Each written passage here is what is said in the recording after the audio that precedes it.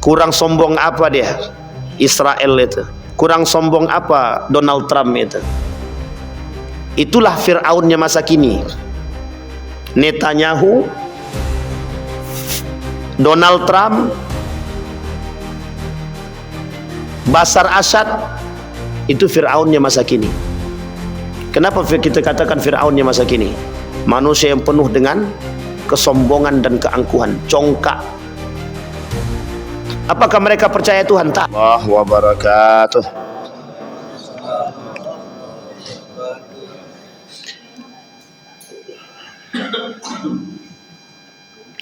Alhamdulillahi Rabbil Alamin. Alhamdulillahilladzi arsala rasulahu bil huda wa dinil haq liyuzhirahu 'alad dini kullih wa kafa billahi shahida. Ashhadu an la ilaha illallah wahdahu la syarika lah wa ashhadu anna Muhammadan abduhu wa rasuluh la nabiyya ba'd. Allahumma salli wa sallim wa barik ala hadzal nabiyil karim. Allahumma salli ala Muhammad wa ala ali Muhammad fil alamin innaka Hamidum Majid. Ya ayuhan nas ittaqu rabbakum alladhi khalaqakum min nafsin wahidah wa khalaqa minha zawjaha wa batha minhuma rijalan katsiran wa nisaa'a wattaqullaha alladhi tasaaluna bihi wal arham innallaha kana 'alaikum raqiba. Wa qala Allah Ta'ala ya ayyuhalladzina amanu taqullaha wa qulu qawlan sadida yuslih lakum a'malakum wa yaghfir lakum dhunubakum wa man yuti'illaha wa rasulahu faqad faza fawzan 'azima. Puji syukur kehadirat Allah dengan mengucapkan alhamdulillah rabbil alamin. Bersalawat kepada Nabi dengan mengucapkan Allahumma salli ala Muhammad wa ala ali Muhammad fil alamin innaka Hamidum Majid. Bapak Ibu sekalian yang berbahagia, mudah-mudahan di subuh hari ini Allah limpahkan rahmat dan karunia-Nya kepada kita semua. Allah berkahi, Allah sehatkan, Allah kuatkan kita semua. Allah jadikan rumah tangga yang sakinah mawaddah warahmah. Allah sehatkan, Allah kuatkan. Insyaallah husnul khatimah. Untuk orang tua kita yang telah mendahului kita, Allah tempatkan di tempat terbaik di sisinya. Allah terima amal ibadahnya. Allah sehatkan oleh Allah, kumpulkan bersama orang-orang yang saleh. Untuk orang tua kita yang masih hidup, Allah sehatkan, Allah kuatkan, Allah luaskan rezeki, Allah jadikan husnul khatimah insyaallah. Amin ya rabbal alamin. Baik Bapak Ibu sekalian yang berbahagia, kita lanjutkan kajian kita tentang Fir'aun. Kemarin kita sampai pada nomor yang ke-9. Pada nomor yang ke-8 daripada karakter Fir'aun di dalam Al-Quran yang Allah sebutkan dalam surat Yunus ayat 78. Yunus 78. Qalu ajitana litalaftina amma wajadana alaihi aba'ana wa takunu lakum al-kibriya fil ardi wa ma nahnu lakum bimu'minin. Mereka berkata, apakah engkau datang kepada kami untuk memalingkan kami daripada kepercayaan kami yang kami dapati dari nenek moyang kami yang menyembah berhala, dan agar kamu berdua mempunyai kekuasaan di bumi negeri Mesir, kami tidak akan mempercayai kamu berdua.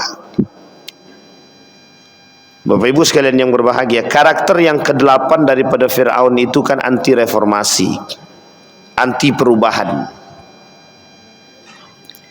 Ketika Fir'aun anti perubahan, berarti Fir'aun menolak semua bentuk kritikan, masukan, perubahan apapun.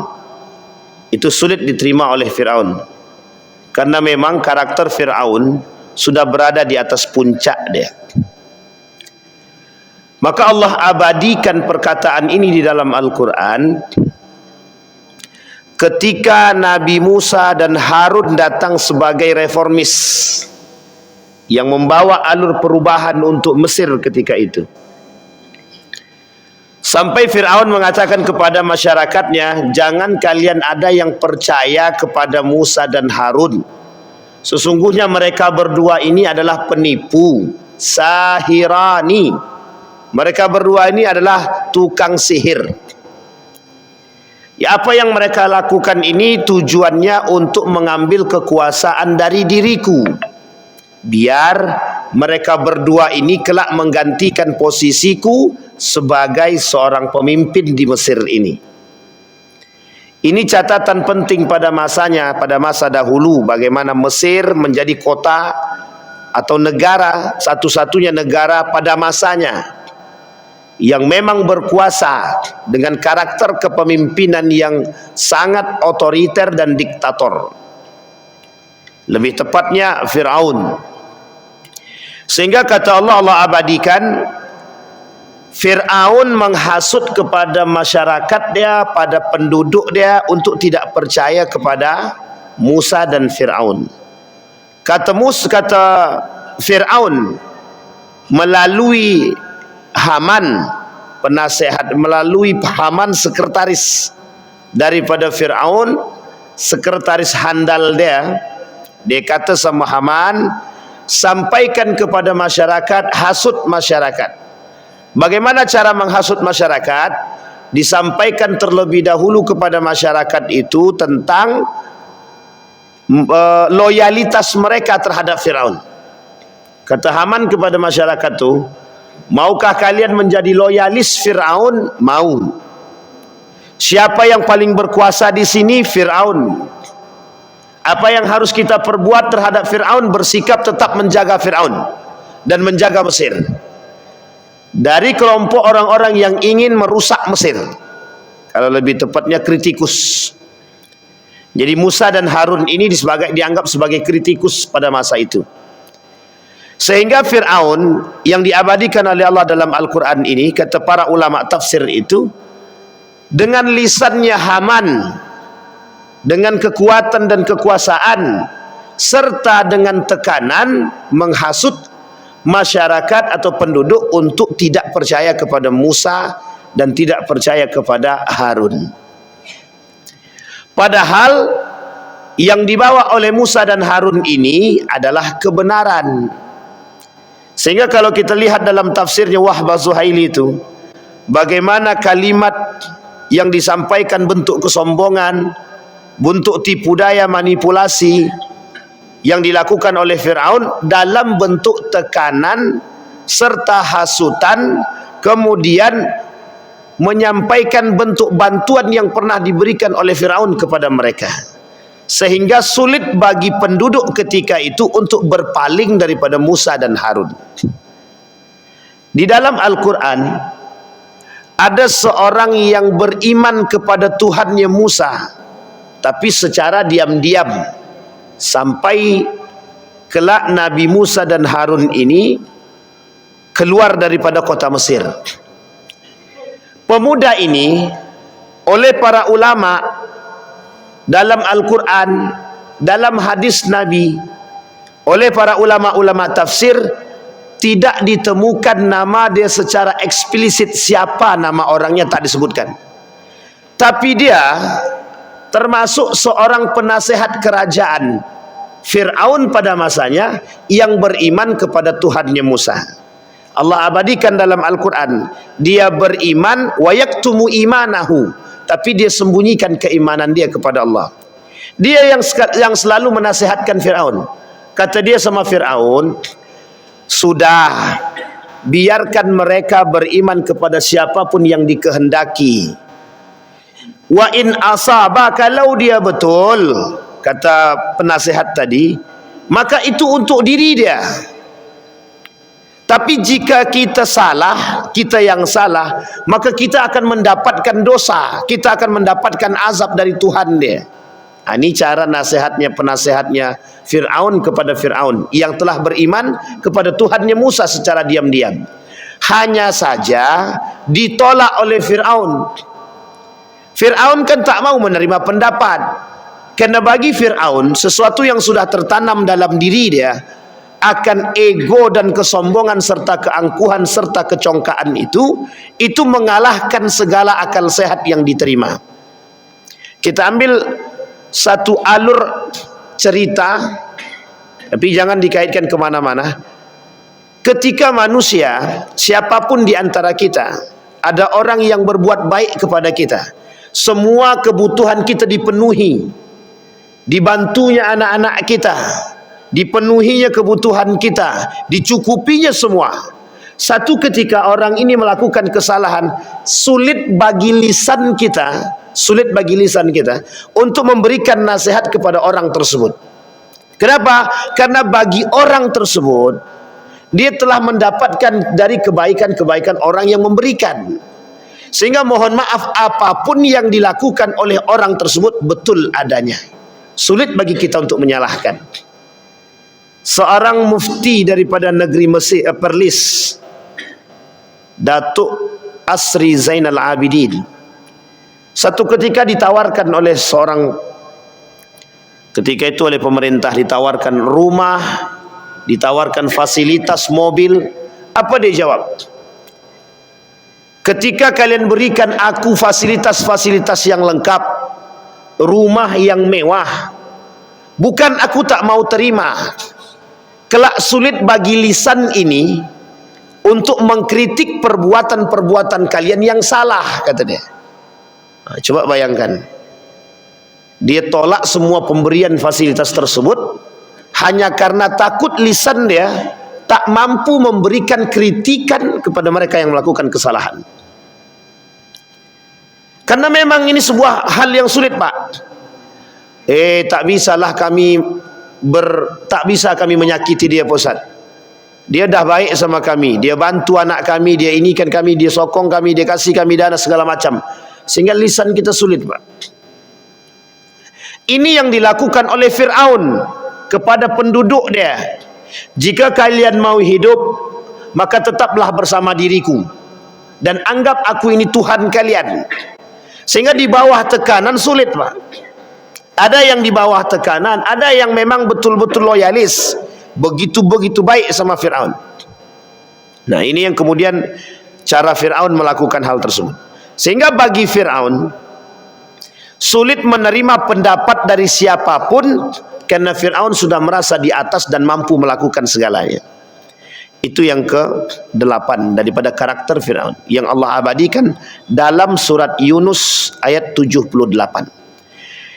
Yang karakter yang ke-9, reformis harus disiksa dan harus diusir. Orang yang membawa perubahan bagi Fir'aun adalah tantangan dan ancaman. Bagi penguasa yang zalim, bagi penguasa yang cinta terhadap kekuasaan, ketika ada orang-orang yang datang dengan perubahan, itu adalah ancaman. Lawan. Kalau kita ilustrasikan sekarang, siapa lawan politik kita hari ini? Saya pemimpin politik, mesti punya lawan politik. Kita ambil contoh ilustrasi. Saya ikut pilpres, maka mesti ada lawan politik daripada pilpres tersebut. Ini uniknya, yang dilakukan oleh Fir'aun itu dilakukan oleh arus politik masa kini. Apa yang dilakukan oleh Fir'aun? Menekan. Apa yang dilakukan oleh Fir'aun? Menyebarkan fitnah aib. Apa yang dilakukan oleh Fir'aun? Menyiksa. Apa yang dilakukan oleh Fir'aun? Menjelekkan kekurangan-kekurangan daripada lawan dia. Apa dia kata?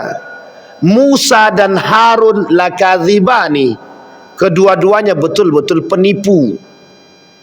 Yang saya takutkan daripada kalian, kata Fir'aun kepada penduduknya, Musa dan Harun datang menggantikan agama nenek moyang kalian dengan agama barunya.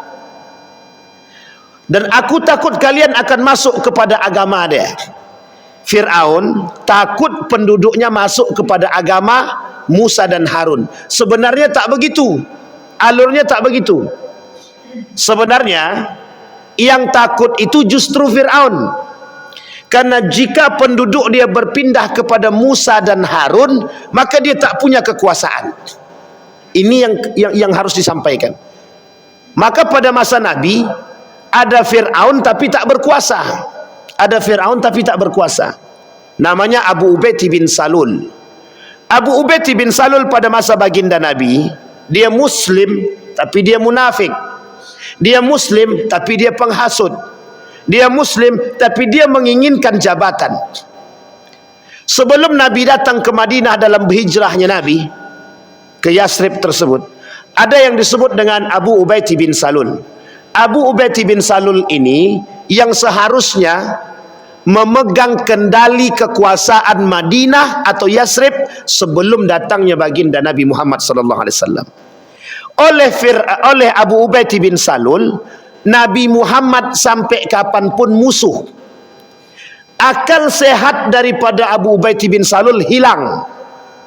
Sehingga Abu Ubaid bin Salul menghasut orang-orang Yahudi dan Nasrani masuk ke dalam Islam dengan catatan harus membunuh baginda Nabi. Maka dibangunlah ketika itu satu strategi. Ini lebih Fir'aun daripada Fir'aun sebenarnya. Kalau Fir'aun itu jelas dia musuh-musuhan. Tapi Abu Ubaid bin Salul tidak. Dia hasut kawan-kawan dia dari kalangan Yahudi dan Nasrani yang sudah masuk ke dalam Islam untuk kemudian berbalik arah kepada Muhammad. Mereka bangun satu masjid yang disebut dengan Masjid Dirar. Masjid ini bertujuan untuk membunuh baginda Nabi Muhammad, yang kelak ketika pulang dari perang Tabuk diminta untuk meresmikan masjid tersebut. Di dalam masjid itu baru dibunuh baginda Nabi. Tapi Allah kasih ilham, wahyu kepada baginda Nabi untuk menghancurkan Masjid Dirar sebelum Nabi masuk ke dalam masjid tersebut. Ini karakter apa asal muasal yang dimiliki oleh Abu Ubaid bin Salul. Abu Ubaid bin Salul menginginkan kekuasaan. Nabi datang menjadi kepala negara. Awal mula Nabi diangkat menjadi kepala negara bukan di Mekah, bukan. Nabi diangkat menjadi kepala negara ketika berada di Madinah dalam bentuk masyarakat madani. Nabi menginginkan perdamaian dan perubahan.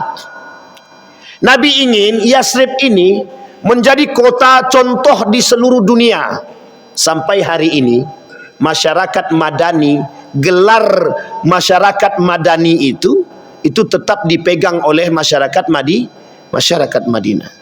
Maka Bapak Ibu melihat karakter Madinah itu sangat jauh berbeda dengan karakter Mekah dan karakter-karakter tempat yang lain. Apa perbedaannya? Lembutnya, berakhlaknya, beradabnya, mulianya, ketaatannya. Nabi bangun di situ dengan kelembutan. Oleh Abu Ubaid bin Salul itulah ancaman dia.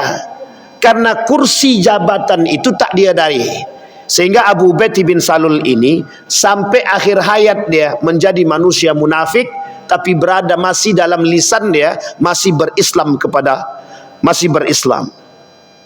Ini unik Abu Ubaid bin Salul ini unik.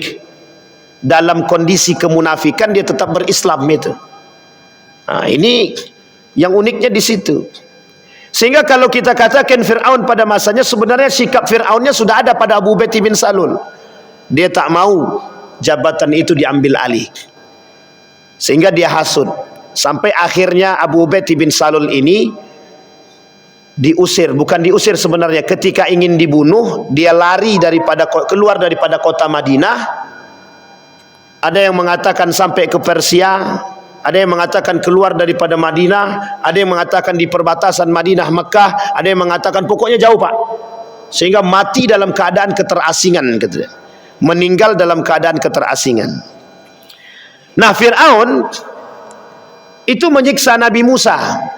Fir'aun menyiksa Nabi Musa.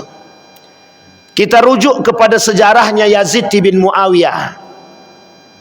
Yazid bin Muawiyah kita tidak mencela, tapi kita merujuk kepada sejarah. Yazid bin Muawiyah disebut Fir'aun pada masanya. Kenapa ya disebut Fir'aun pada masanya? dari tangan Yazid bin Muawiyah, dari tangannya Yazid bin Muawiyah. Itu sejarah pertama tabi'in memporak-porandakan dua kota suci sekaligus. Satu Madinah, yang kedua Makkatul Mukarramah. Pada masa Yazid bin Muawiyah lah kefasikan itu merajalela. Pada masa Yazid bin Muawiyah lah nepotisme pertama terjadi. Pada masa Yazid bin Muawiyah lah monarki ditegakkan pertama sekali dalam kerajaan Islam. Pada masa Yazid bin Muawiyah lah kekacauan itu terjadi. Pada masa Yazid ibn Muawiyah lah pengkhianatan itu terjadi. Pada masa Yazid ibn Muawiyah juga kekacauan di tanah kota suci dua sekaligus itu terjadi. Sekarang kita lihat, disepakati oleh para ulama Damaskus. Damaskus itu Syamnya sekarang. Syamnya sekarang itu Damaskusnya hari ini. Damaskusnya dahulu. Disepakati oleh ulama Damaskus ketika itu akan kefasikan Yazid bin Muawiyah oleh Al-Husain, yang kemudian dilatar belakangi oleh keinginan kelompok yang berada di Kufah, Babilonia, Irak sekarang untuk melakukan perubahan terhadap sistem atau kembalinya kepada khalifah atau khilafah pada masa Rasulullah sallallahu alaihi wasallam.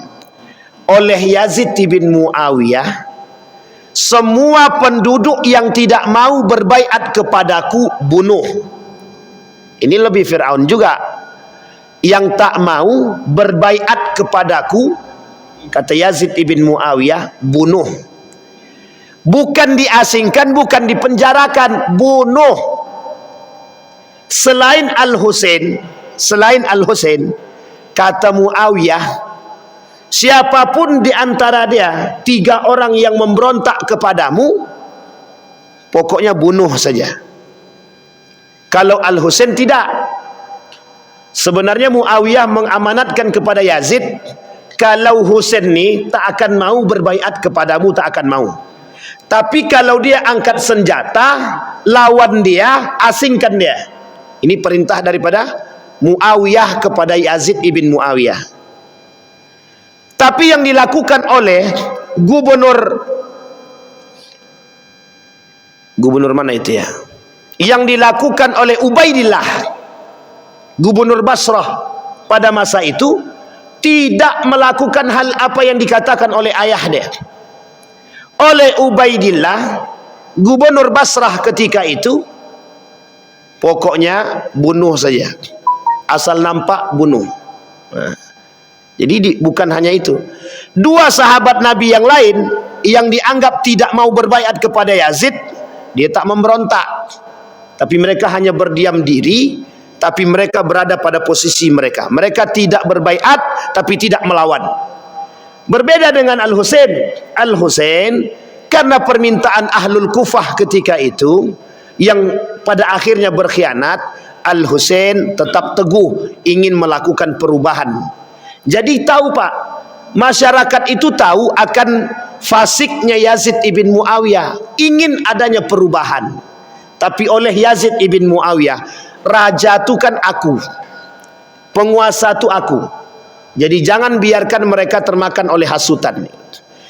Jadi Bapak Ibu, ketika kepala Al-Husain itu yang dipotong itu sampai ke tangan Ubaidillah, diambil pedang yang panjang itu, diginikan di mulutnya, di bibirnya, dimain-mainkan oleh Ubaidillah di mulutnya Al-Husain itu.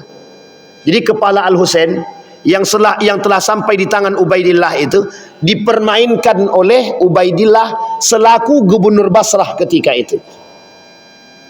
Matanya dicongkel, bibirnya itu dimain-mainkan, yang pernah dicium oleh baginda Nabi Muhammad SAW. Jadi Bapak Ibu, apakah Yazid bin Muawiyah tak tahu? Ada terjadi 3 pendapat kalau saya tak salah. Yang masyhur itu dua. Satu yang mengatakan Yazid bin Muawiyah bersedih atas perbuatan itu, dan dia mencari keluarga itu untuk minta maaf. Yang kedua, dia tidak tahu menau dengan keadaan itu, karena dia tidak ada perintahkan untuk membunuh.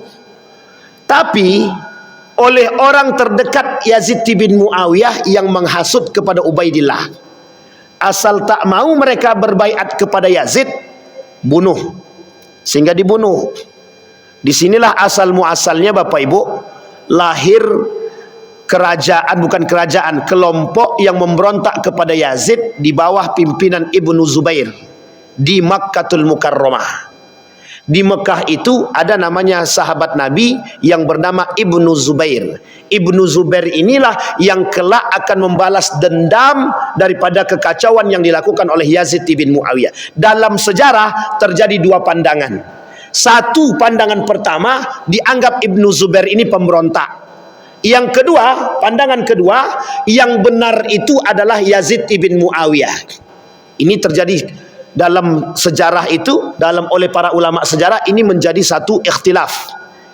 Tapi Bapak Ibu, kalau kita baca referensi lebih dalam, itu kesepakatan para ulama lebih banyak kepada nomor satu, kepada yang kedua, Ibnu Zubair adalah perbuatan yang sah dan benar ketika memberontak kepada kepemimpinan yang salah, zalim. Jadi Mekah Madinah hancur ketika itu. Hancur pertama di Madinah, Muslim ibn Uqbah yang menghancurkan penduduk Madinah karena tidak mau berbaiat kepada Yazid bin Muawiyah. Kehancuran kedua di Makkatul Mukarramah, belum terjadi kehancuran yang begitu meluas.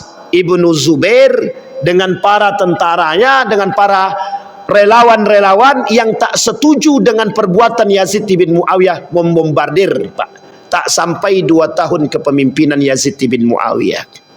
Nah, jadi Bapak Ibu, pada masa itu sudah pernah terjadi karakter-karakter Fir'aun itu yang tidak mau adanya perubahan, itu sudah terjadi pada masa itu. Dan itu pada masa ketika perubahan dari Muawiyah sahabat Nabi menuju masa transisi kepada tabi'in. Dan orang soleh banyak pada masa itu, banyak. Sahabat Nabi yang masih hidup banyak. Tapi ternyata tidak mampu, nasihat yang diberikan oleh mereka ini tak mampu merubah karakter-karakter itu. Sampai sahabat Nabi yang hadir ketika itu, ketika melihat pisau ini, ketika pedang itu mempermainkan bibirnya Al-Husain, apa kata sahabat Nabi? Tidakkah kalian tahu kelak dari situlah pengkhianatan yang kalian dapati, tempat mana, neraka mana yang bakal menjadi tempat kalian, kata dia. Itu nasihat, nasihat. Maka kelak tidak hanya Ibnu Zubair, ada lagi sahabat Nabi yang juga memberontak tapi dibunuh juga. Jadi banyak sahabat Nabi yang dibunuh pada masa itu. Dan uniknya, mereka tahu kalau sahabat-sahabat itu sahabat Nabi dan sudah mendapatkan jaminan surga, tapi tetap meninggal kan, tetap dibunuh. Kurang Fir'aun apa itu? Kalau Fir'aun ini jelas kafir dia kan, ini muslim dia. Jadi yang lebih berbahaya itu sebenarnya yang di dalam kita memang. Kalau di luar kita nih kadang tahu kita, nampak kita musuh kita tuh. Tapi kalau dalam kita nih kadang-kadang nusuk dari belakang itu. Mending kalau nusuk dari belakang, lebih daripada itu yang dia buat kepada kita. Sampai Fir'aun katakan begini, pokoknya Haman, asal nampak aja ada perubahan, siapapun rakyat yang mengikuti Musa, bunuh. Siapapun rakyat yang mengikuti Musa, siksa. Umar bin Khattab sebelum masuk ke dalam Islam, ada budak perempuan dia. Budak perempuan dia yang ketahuan masuk ke dalam Islam. Itu disiksa sama Umar bin Khattab. Disiksa sama Umar bin Khattab. Tapi kata Umar bin Khattab, capek aku siksa kau dah. Udah berkali-kali dah disiksa. Akhirnya dibebaskan oleh Umar bin Khattab karena capek. Tapi yang berbahaya bukan Umar bin Khattab, lebih tepatnya Abu Jahal dan Abu Lahab, yang setiap hari melakukan penyiksaan kepada orang yang tidak yang mengikuti ajaran Muhammad. Itu disiksa habis-habisan. Inilah alasan yang pertama mengapa Nabi harus berhijrah. Yang pertama Nabi harus berhijrah ini demi keselamatan para pengikut Nabi. Demi keselamatan Nabi itu sendiri. Bukan berarti Allah tidak kuasa atas Nabi, bukan. Tapi ada poin yang lain yang dibangun. Salah satu diantaranya adalah kekuatan. Jadi Nabi harus membangun kekuatan jika ingin melawan kembali atau merebut kembali kota Mekah tersebut dan mensterilkannya dari orang-orang yang kafir Quraisy. Sampai di sini bisa dipahami Bapak Ibu ya. Nah, kembali kepada poin tadi. Pokoknya siapapun harus disiksa. Siapapun. Qala a'antum lahu qabla an adzana lakum. Kata dia begini. Udahlah kalian beriman saja kepadaku sebelum aku menyiksa kalian. Kata Fir'aun. Itu diabadikan oleh Allah. Kalau kalian tak beriman kepadaku, maka kalian aku siksa. Nah, ini sebenarnya sifat-sifat seperti ini sudah nampak. Otoriter, diktator. Kalau kalian tak mau, kalau ini kan pendukung-pendukungnya orang sebelah, jangan kasih tempat, jangan kasih tempat. Pokoknya kita sterilkan. Kita sterilkan nih masjid, pengurusnya orang kita semua. Tidak boleh dari orang-orang sebelah lawan kita. Nah, itu Pak, itu karakter-karakter Firaun tuh kalau kayak gitu itu. Karakter-karakter Firaun itu. Bapak Ibu boleh tengok itu. Nah, sekarang tengoklah. Semua begitu sekarang. Siapapun presidennya naik, lain ganti. Siapapun naik gubernurnya, lain ganti. Sampai urusan masjid pun ganti. Nah, coba bayangkan. Itu kurang Firaun apa sebenarnya itu? Firaun sebenarnya itu karakter Firaun itu. Alasannya nanti mereka memberontak kepada kami. Bukan persoalan memberontak, Anda tak berandai bergaul. Karena Anda takut kekuasaan Anda direbut orang. Itu saja. Kalau tidak takut akan kekuasaan direbut, dia pasti bisa merangkul. Ini bukan merangkul, memang betul dipisahkan. Sekarang yang naik nih, anggaplah jadi gubernurnya A gitu.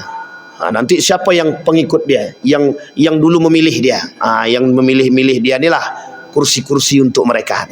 Sementara yang orang-orang sebelah nih, yang pengikut orang-orang yang sebelumnya membela yang sebelah, asingkan semua, nonjobkan semua.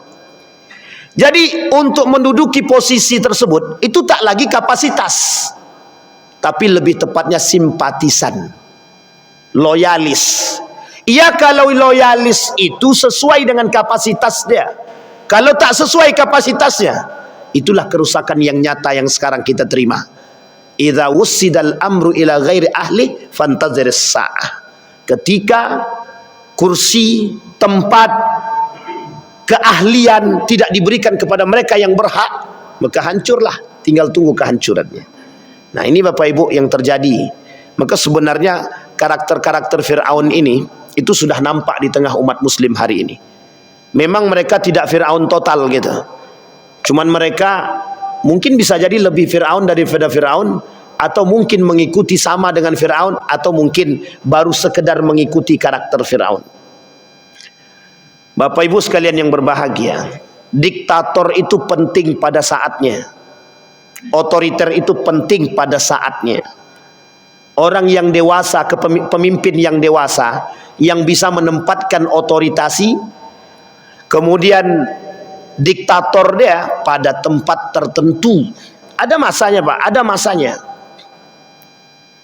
Ketika satu kebijakan yang dianggap itu tepat dan ada bawahan yang memberontak, kita tinggal sampaikan, yang pemimpin itu Anda atau saya. Itu penting Pak. Karena ada kebijakan yang oleh seorang pemimpin itu bisa hanya dengan catatan dalam kemaslahatan. Di luar maslahat tak bisa. Di luar maslahat itu tak bisa. Nah, ini poin penting untuk kita. Itu yang ke-9. Sekarang yang ke-10. Memperbudak manusia. Karakter Fir'aun memperbudak manusia. Faqalu anu'minu li basyaratina mislina wa qaumuhuma lana abidun. Apa kata Allah dalam surat Al-Mu'minun 47? Al-Mu'minun 47. Maka mereka berkata, apakah pantas kita percaya kepada dua orang? Yang disebut dua orang di sini Musa dan Harun. Padahal kaum mereka Bani Israel adalah orang-orang yang menghambakan diri kepada kita. Karena memang mau tak mau, pada masa itu Bani Israel takut dan dijarah karena tekanan kuat daripada Fir'aun. Sehingga kata Fir'aun, siapapun yang melawan bunuh.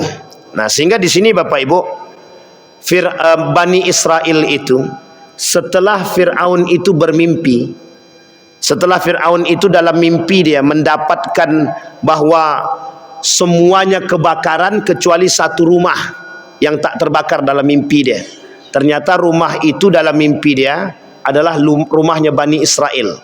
Semenjak saat itu Fir'aun memperbudak semua orang-orang Bani Israel. Diperbudak, termasuk keluarga-keluarga Nabi Musa itu diperbudak oleh Fir'aun. Sehingga Fir'aun ini sangat Fir'aun lah pada masa itu. Pokoknya semua Bani Israel disuruh kerja rodi. Setelah kerja rodi, harusnya untuk dia sekian diambil Fir'aun, tak usah dikasih. Yang penting dia bisa makan, habis itu kerja selesai, teruskan. Tidak perlu ada untung-untung rugi, tak ada. Nah, ini pula Fir'aun ini. Maka Bapak Ibu, seorang pemimpin kalau ada yang kayak gitu, itu Fir'aun betul itu.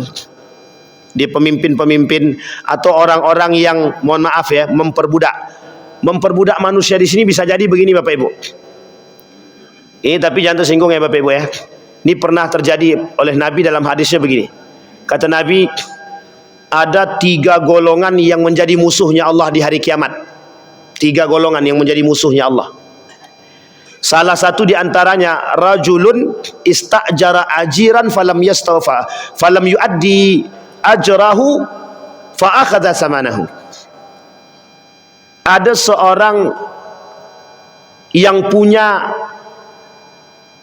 toko, mempekerjakan orang, tapi orang yang dipekerjakan itu tak dibayar gajinya, atau gajinya dikasih secara tidak manusiawi. Nah, itu sama dengan memperbudak manusia. Kerja 1 bulan, dari pagi jam 7 sampai sore jam 5, gajinya 500.000. Itu bukan memperbudak lagi, itu menyiksa. Sama tuh Pak. Itu beda tipis dengan kerja rodi itu. Kerja dari jam 8 sampai jam 5 sore, gaji 500.000. Tempatnya jauh pula lagi. Sekarang pertanyaannya, itu memperbudak atau bukan? UMR kita berapa? 3.600.000. 500.000, 600 nya tak sampai. Sekarang itu berapa persen? 500.000 itu berapa persen dari 3.600.000? Makanya Bapak Ibu, sebenarnya mohon maaf ya Bapak Ibu, yang kayak gitu-gitu itu tuh lebih parah daripada Fir'aun itu. Sangat tidak manusiawi. Maka kalau ada perusahaan-perusahaan yang begitu itu perlu ditinjau, dikasih sanksi. Tapi uniknya di Pekanbaru ini dulu ada tenaga honorer gajinya cuma 800.000. Masuk dari jam 8 sampai jam 3. Gaji 800.000 tenaga honor. Ini parah nih Bapak Ibu, parah sangat. Tidak ada manusia-manusianya begitu. Anak 3. Nah Bapak Ibu ya, anak 3, istri 1, gaji 600.000. Pertanyaannya, 600.000 itu untuk beli apa? Nah Bapak Ibu pandai kalikanlah sendiri itu. Jadi Bapak Ibu, siapapun yang mempekerjakan orang, manusiakan manusia, manusiakan manusia. Jadi karakter Fir'aun ini sedang banyak sekarang nih Pak, sedang banyak memanfaatkan keahlian orang, tapi membayar dengan sesuka hati, menggaji orang itu dengan sesuka hati. Nabi bilang dalam hadisnya itu, a'tikul ladzi haqqin haqqah, kasih haknya orang itu sesuai dengan kapasitas dia. Ini uniknya, sudah dibangun janji, kesepakatan. Pokoknya dibangun kesepakatan tuh. Gaji kau sekian, pokoknya gajimu 3 juta. Ya. Kamu jadi TU gaji 2,5 juta ya. Oke, siap, tanda tangan. Dengan dibuatlah alasan minimnya anggaran, ini segala macam, sehingga gajimu harus dipotong setengah. Itu tak urusan, Pak. Mereka kerja hak mereka itu, Pak. Kita potong hak mereka. Itu tandanya zalim. Yang di atas pandai-pandai cari. Hak orang harus dikasih. Jangan dipotong dimakan. Itu masalah itu. Rata-rata dipotong itu untuk dimakan, bukan untuk nih. Terserah mereka mau bilang sesuuzon. Bukan begitu, memang keadaannya begitu. Untuk apa coba? Menggaji orang. Itu memperbudak manusia namanya. Memang sekarang ini tak ada sistem perbudakan, tapi lebih parah daripada sistem perbudakan sekarang ini, Pak. Dan uniknya lagi, manusia sekarang tidak memanusiakan manusia. Tidak memanusiakan manusia. Nah, ini poin penting betul untuk kita ingat. Bagi bapak ibu yang punya karyawan, bagi bapak ibu yang punya staf, tolong manusiakan manusia, manusiakan manusia. Kalau kita mau dimanusiakan orang, maka manusiakan manusia. Kalau kita tidak memanusiakan manusia, jangan pernah berharap kita dimanusiakan orang. Jadi timbal balik itu mesti ada. Hukum sajarah namanya.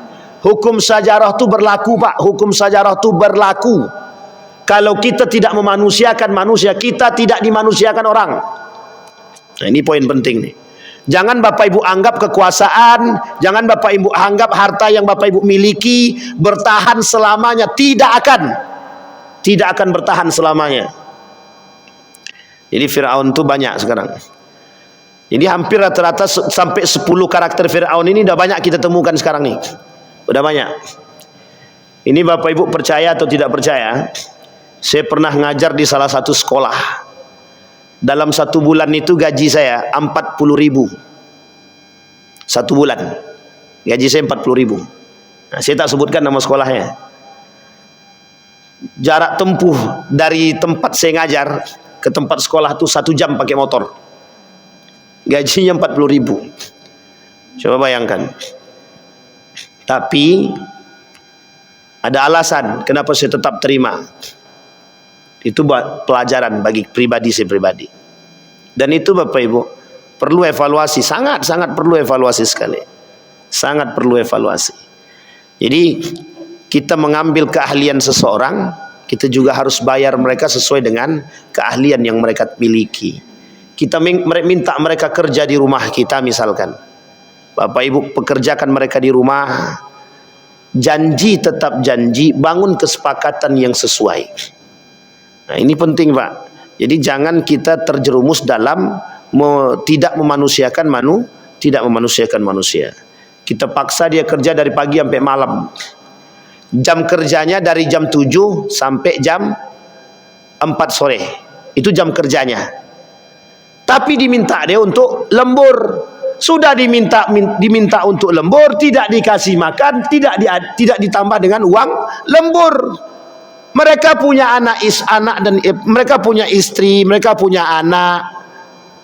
Kerja dari pagi sampai malam, gaji tetap sekian. Itu penyiksaan namanya, Pak. Penyiksaan.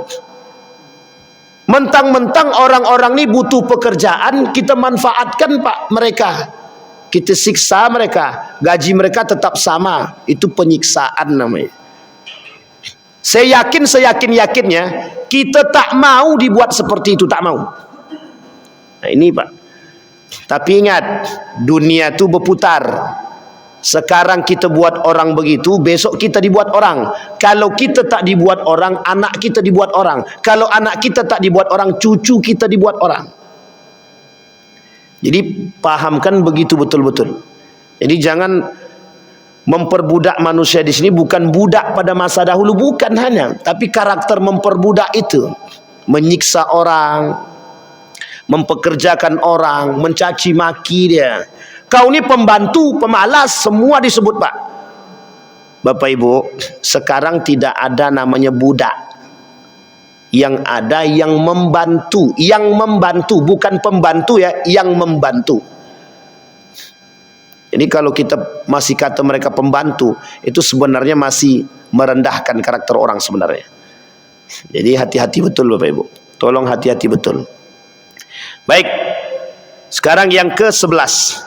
Dalam surat Ghafir ayat 24. Ila Fir'aun wa Haman wa Qarun faqalu sahiran kadzab.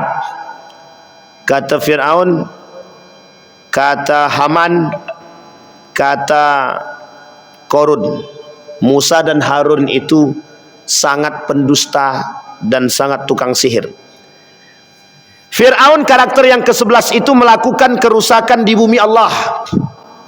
Wa fasadah, mereka melakukan kerusakan.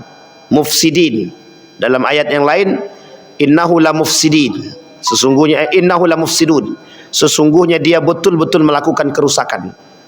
Mereka dari golongan-golongan merusak, yang suka merusak. Apa karakter kerusakan yang dilakukan oleh Fir'aun? Kezoliman, kemungkaran, kemaksiatan. Kemudian Bapak Ibu, dalam surat Al-Ankabut ayat 39, masih lanjutan tadi. Kata Allah dalam Al-Quran itu, dan juga Qarun, Fir'aun dan Haman, mereka melakukan kerusakan. Apa kerusakan yang mereka lakukan?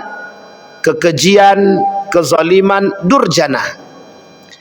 Karena mereka memelihara sifat-sifat sebelumnya dan masyarakat mereka telah mereka bodohi daripada perilaku-perilaku mereka, dan mereka berlaku sewenang-wenang.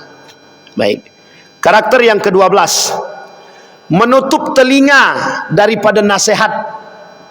Jadi karakter Fir'aun yang ke-12, dia tutup telinga dia, tak mau dia terima nasihat. Pemimpin otoriter, pemimpin diktator yang menganggap diri dia lebih. Dia tak ada yang lain. Dalam surat Ghafir ayat 36-37. Ghafir. Surat Ghafir ini ada nama lainnya. Tak semua Al-Quran namanya Ghafir. Surat Ghafir ini di dalam Al-Quran yang lain nama suratnya Al-Mu'min. Dia ada Al-Mu'minun, ada Al-Mu'min. Nah, ini berbeda ini. Ada dua surat ya. Al-Mu'minun dan Al-Mu'min. Yang Al-Mu'min ini itu nama lainnya Ghafir. Jadi nanti sulit itu Pak. Kalau Al-Quran zaman dulu cetakan Indonesia nih, itu Al-Mu'min pakainya. Cetakan Madinah pakainya Ghafir. Pakainya Ghafir. Karena ada perubahan itu. Nama lain. Sama halnya dengan surat Taubah. Surat Taubah. Sama halnya dengan surat Al-Ikhlas dan beberapa surat-surat yang lain.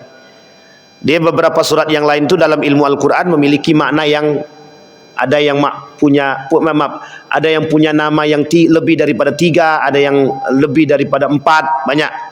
Tergantung suratnya. Menutupi telinga daripada nasihat. Yang tadi kita katakan. Ada seorang penasihatnya itu, dia tak mau dengar penasihatnya. Mengalihkan isu. Yang ke-13. Mengalihkan isu. Nah, jadi kalau Bapak Ibu bilang Fir'aun itu tidak ahli, Fir'aun itu ahli pada masanya. Medianya Fir'aun itu lebih canggih daripada masa sekarang. Sekarang media manipulasi kan begini. Kalau Fir'aun tidak. Dia punya media sendiri. Medianya Fir'aun itu sebenarnya ditulisnya di kertas, di kulit itu, dibacakan. Ini medianya Pak. Kemudian ditempel di mana-mana dalam bentuk pengumuman. Nah, pokoknya ketika pengumuman itu ditempelkan harus dibarengi dengan siksaan atau ancaman. Jadi yang tak mau patuh terhadap pengumuman ini diancam dia, dibunuh, dijarah, dibakar, diasingkan, diusir. Jadi orang tak mau. Sampai Fir'aun bilang begini sama Haman itu. Ketika dia bicara kepada Haman di hadapan masyarakat, dia bilang begini. Haman, coba bangunkan bangunan yang tinggi. Kita tengok Tuhannya Musa itu. Wah, saking sombongnya dia merasa diri dia paling mampu dan pandai berkuasa tadi. Haman, tolong bangunkan bangunan yang tinggi sampai ke langit. Biar aku lihat mana Tuhannya Musa tu. Paling Musa tu pendusta aja katanya. Nah, itulah bahasa daripada Fir'aun. Fir'aun suka memutarbalikkan fakta. Pertanyaannya, apakah Fir'aun tahu kebenaran? Tahu. Apakah Fir'aun tahu apakah yang dibawa oleh Musa dan Harun ini benar? Tahu, Pak. Tahu. Tapi karena cintanya Fir'aun terhadap jabatan dan kekuasaan tadi, dia takut akan ada orang yang menggantikan itu. Tertutupilah gengsi dia tadi, tertutupilah diri dia tadi, kebenaran tadi oleh kesombongan dan keangkuhan. Sehingga Fir'aun tidak mau dia menerima apapun, takut kalau akan diganti. Sehingga Fir'aun, Bapak Ibu, melakukan berbagai macam cara. Satu di antaranya, Fir'aun itu berkawan dengan syaitan, berkawan dengan iblis. Setan, iblis itu kawannya Fir'aun. Sehingga oleh Fir'aun begini, pada masa Fir'aun itu tingkat mistis itu tinggi. Tingkat mistis itu tinggi. Nah, kalau sekarang ada pemimpin-pemimpin, orang-orang yang takut kekuasaan dia tersingkirkan menggunakan setan-setan jin antu belau, berarti dia beda tipis dengan Fir'aun. Jadi Bapak Ibu, ini cerita ya, cerita nyata. Ada seorang kepala sekolah. Ternyata disantet, tahu disantet Bapak Ibu? Disantet. Dibawa ke rumah sakit. 2 bulan, Pak, 2 bulan sakit. Oleh dokter tak tahu penyakitnya apa. Orang ini sehat aja Paknya, sehat. Sehat tapi kok terbaring di atas kasur tuh gimana? Pokoknya sehat lah kata dokter. Tidak terdeteksi penyakit tuh. Rupanya singkat cerita, usut punya usut. Ibu ini kepala sekolah. Setelah usut punya usut, jadi ada yang mengirim penyakit sama dia.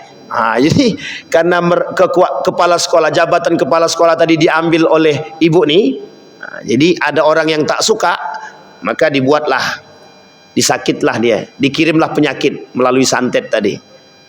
Itu kan Fir'aun juga itu. Fir'aun juga begitu, Pak. Jadi Fir'aun itu kerjasama dengan tukang sihir dia, dengan dukun dan tukang sihir untuk memanipulasi rakyat dia itu. Kau kira kau aja bisa begitu, kata dia. Dibuatnya, Pak. Datang Fir'aun, panggil semua tukang sihir, kata dia. Wah. Jadi masa Fir'aun dah begitu memang. Tapi uniknya, itu Fir'aun tukang sihir aja. Sekarang lebih daripada tukang sihir. Sampai-sampai main santet itu. Jadi unik memang manusia zaman sekarang nih. Unik sangat. Takut hilang kekuasaan, mempertahankan dia dengan bermain dengan jin. Pokoknya aku tidak mau tahu. Karena dia telah mengambil kursi aku, pokoknya terserah, kirim aja santet biar sampai mati dia. Jadi kalau udah mati dia kan aku naik lagi gitu deh. Na'udzubillah summa na'udzubillah. Bapak Ibu, itu realita kehidupan kita terhadap orang-orang yang cinta akan jabatan dan kekuasaan. Jadi Fir'aun ini punya dukun, punya sihir. Tukang sihir dia punya, dukun dia punya. Untuk mengelabui. Sehingga cerita Fir'aun mendatangkan tukang sihir itu kan masyhur. Untuk mengalahkan tongkatnya Musa. Sebenarnya Bapak Ibu bukan hanya persoalan tongkatnya Musa saja. Jadi Fir'aun itu sudah panggil itu tukang dukun itu untuk mensihir Musa, itu bukan hanya sekedar pada soal tongkat saja, bukan. Tapi karena Musa punya Allah dan Allah yang menyelamatkan Musa daripada semua bentuk sihir. Apakah terjadi pada masa Nabi Musa saja? Tak. Terjadi pada masa Nabi Muhammad. Nabi Muhammad itu pada masa Nabi, tukang sihirnya banyak. Yang ingin mensihir Nabi itu banyak sangat. Yang ingin meracuni Nabi, mensihir Nabi itu banyak.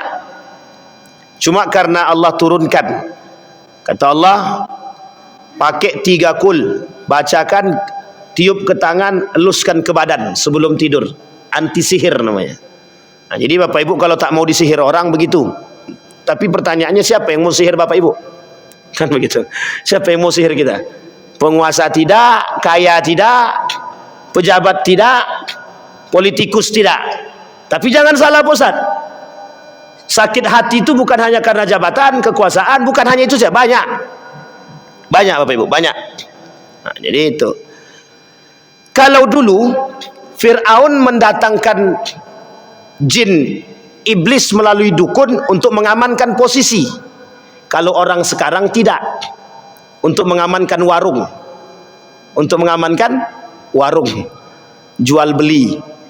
Jadi banyak orang sekarang ini lebih kreatif daripada Fir'aun. Kalau dalam urusan persetanan sangat kreatif. Untuk mengamankan, ini abang ni tukang ruqyah nih, boleh tanya sama abang nih, sudah toko mana saja yang dia ruqyah gitu. Jadi banyak tuh Bapak Ibu. Ada orang zaman sekarang juga ada untuk mempertahankan ilmu dalam diri dia, bermain dengan syaitan. Pokoknya tuntut ilmu hitam, tuntut ilmu putih, tapi sama-sama main dengan jin, biar bisa pelet perempuan, biar bisa pemanis lisan dan lain sebagainya. Itu sebenarnya yang bermain bukan kita. Ingat baik-baik Bapak Ibu, yang bermain dengan syaitan, jin, iblis, mereka minta nanti mati kita, diturun-temurunlah generasinya itu. Siap-siaplah generasi Bapak Ibu itu, nanti dimintanya itu siapa nanti yang bakal menggantikan dia ya. Itu dimintanya Bapak Ibu. Kalau tidak kita diganggunya tuh. Jadi jangan bangun kontrak kerja dengan iblis, jangan bangun kontrak kerja dengan jin. Itu lebih parah daripada Fir'aun. Fir'aun main dengan jin dan iblis itu cuma untuk mengamankan kursi dia saja, jabatan dia saja dan kekuasaan. Sebelum terakhir, Fir'aun yang ke-15 mengaku diri dia Tuhan. Ini sudah kita bahas di awal. Wa qala Fir'aun ya ayyuhal malak ma'alimtu lakum man min ilahin ghairi fa'auqid li ya Haman ala tin faj'al li sarhan la'alli atla' ila ilahi Musa wa inni la'azunnuhu minal kadhibin. Dalam surat Al-Qasas 38, Fir'aun mengaku diri dia Tuhan, puncak tertinggi daripada kesombongan. Kemudian yang terakhir dalam surat An-Nazi'at ayat 24, karakter Fir'aun yang terakhir, yang paling tinggi lagi, merendahkan Tuhan yang lain. Kalau mengaku Tuhan saja itu masih mending, tapi merendahkan Tuhan-Tuhan yang lain di bawah Tuhannya diri dia sendiri. Jadi tidak ada Tuhan selain daripada diri dia. Tuhannya Musa bukan Tuhan, Tuhannya Musa tidak sekuat Fir'aun, kata dia. Sehingga dia deklarasi di hadapan rakyat dia ketika kasus Musa ini, dia bilang sama Haman, kumpulkan masyarakat, mulai hari ini kalian sembah aku dan anggap aku ini Tuhannya kalian. Tidak ada Tuhan yang lebih kuat daripada diriku. Nah, disinilah deklarasinya si Fir'aun bahwa diri dia adalah Tuhan. Dan kemudian tunduklah masyarakat dia tadi, sembah dalam bentuk sujud. Jadi masyarakat penduduknya Fir'aun menyembah Fir'aun, sujud kepada Fir'aun. Kenapa sujud kepada Fir'aun? Karena mereka menganggap bahwa Fir'aun ini adalah Tuhan. Apa kata dia? Kata Fir'aun yang Allah abadikan dalam Al-Quran, qala ana rabbukumul a'la. Saya ni Tuhan yang paling tinggi, kata Fir'aun. Nah, disebutkan oleh Allah dan diabadikan oleh Allah dalam Al-Quran. Gara-gara inilah Bapak Ibu, kata anak kecil, anaknya Masyitoh, kata anak Masyitoh, itu disampaikan Allah abadikan juga dalam Al-Quran. Allahu Rabbi wa Rabbukum. Allah itu Tuhanku, Tuhanmu. Mendengar perkataan tersebut tak terima, itulah keluar kalimat tadi, ana rabbukumul a'la. Tidak ada lagi Tuhan yang lebih tinggi selain daripada diriku, kata dia. Nah, disinilah pernyataannya siapa namanya? Fir'aun yang menganggap diri dia Tuhan tertinggi itu. Sehingga keluar kalimat Allah abadikan, ana rabbukumul a'la. Itu gara-gara anaknya Masyitoh yang mengatakan Allahu Rabbi wa Rabbukum. Allah itu Tuhanku, Tuhan ibuku, dan Tuhanmu juga, kepada Fir'aun. Sehingga kata Fir'aun, masukkan dia ke dalam kuali tadi, yang panas-panas tadi, masukkan. Sehingga ke Bapak Ibu, dalam perjalanan Isra wal Mi'raj itu, Nabi mencium bau yang harum di surga itu. Kemudian disampaikan oleh Jibril, itu adalah bau harumnya Masyitoh. Bau harumnya siapa? Masyitah. Apa bau harumnya Masyitah tadi? Mempertahankan akidah di tengah pengakuan Fir'aun menjadi Tuhan. Dia mengatakan dan bahkan dilawan, tidak ada Tuhan yang tinggi, bahwa Allah itu Tuhanku dan Tuhanmu wahai Fir'aun. Tapi Fir'aun tak mau terima. Disitulah kemudian dua ibu dan anaknya dimasukkan ke dalam kuali, kemudian dimasak di situ. Jadi na'udzubillah summa, karakter itu ada sekarang Pak Ustaz. Saya belum temukan kalau memasak begitu. Tapi kalau membunuh ada. Membunuh. Pokoknya siapa pemimpin-pemimpin yang ini, yang zolim itu pada masa dahulu itu banyak sebenarnya. Sekarang saya tanya Bapak Ibu, Yazid bin Muawiyah itu kurang apa? Ubaidillah itu kurang apa? Kalau Masyitah mempertahankan agama dimasak dia. Itu Al Husain mempertahankan kebenaran itu digorok Pak, diputus lehernya itu. Itu mempertahankan kebenaran itu. Ali bin Abi Thalib itu ditikam itu. Ditusuk dulu, dipakai panah dulu, baru ditusuk, baru ditikam deh. Umar bin Khattab, Utsman bin Affan, kurang sadis apa? Sadis, masih banyak yang sadis lagi Pak. Tapi yang paling sadis terhadap pembunuhan para sahabat itu tadi. Nah, jadi Bapak Ibu, kadang-kadang kita perlu berpikir panjang. Kadang-kadang kita nih harus punya mawas diri. Yang kita takutkan, mohon maaf, kadang-kadang kita melakukan sikap Fir'aun di rumah Pak. Kadang kita diktator kepada anak, diktator kepada istri. Kadang kita lebih otoriter daripada Fir'aun itu sendiri. Bapak Ibu sekalian yang berbahagia, 16 karakter yang saya sampaikan tadi Bapak Ibu, bukan tidak mungkin kita temukan di tengah masyarakat kita hari ini. Karena memang perkataan Nabi itu terbukti. 30 tahun setelah kepemimpinanku, kata Nabi, akan muncul kepemimpinan yang zalim, diktator, yang angkuh, yang menganggap diri dia lebih. Dan di hadapan mata kita, kita tengok sendiri Pak. Kita menyaksikan dalam kehidupan kita hari ini. Kurang sombong apa dia? Israel itu. Kurang sombong apa Donald Trump itu? Itulah Fir'aunnya masa kini. Netanyahu, Donald Trump, Bashar Assad, itu Fir'aunnya masa kini. Kenapa kita katakan Fir'aunnya masa kini? Manusia yang penuh dengan kesombongan dan keangkuhan, congkak. Apakah mereka percaya Tuhan? Tak. Kenapa mereka lebih merasa diri mereka lebih tinggi? Karena mereka tak punya Tuhan. Kenapa kok bisa begitu? Karena tempat ibadah yang mereka punya, mereka yang biayai. Mereka yang biayai. Jadi apa kata dia lah? Apa kata dia? Ini kejadian Pak. Roma itu adalah kerajaan Roma pada masanya. Itu kerajaan tertinggi. Diancam begini. Ini ancamannya begini. Kalau kalian para pendeta tak mau ikut kata-kata saya hancurkan gereja itu. Sekarang ikut kata-kata saya. Di sini asal muasal Pak. Ini kalau tak aman dipotong aja Bang. Asal muasal terjadinya perubahan dalam kitab-kitab mereka. Nah, jadi Allah sebutkan dalam Al-Quran, kelak selain daripada Al-Quran pasti akan terjadi perubahan. Itu sudah Allah sebutkan dalam Al-Quran. Betul Pak, itu terjadi. Semua kitab itu selain daripada Al-Quran itu dirubah. Yang merubah siapa? Sesuai dengan kepentingan penguasa. Karena kalau tidak ikut, hancurkan tempat ibadah itu. Nah, begitulah. Islam tak bisa begitu. Al-Quran tak bisa dirubah.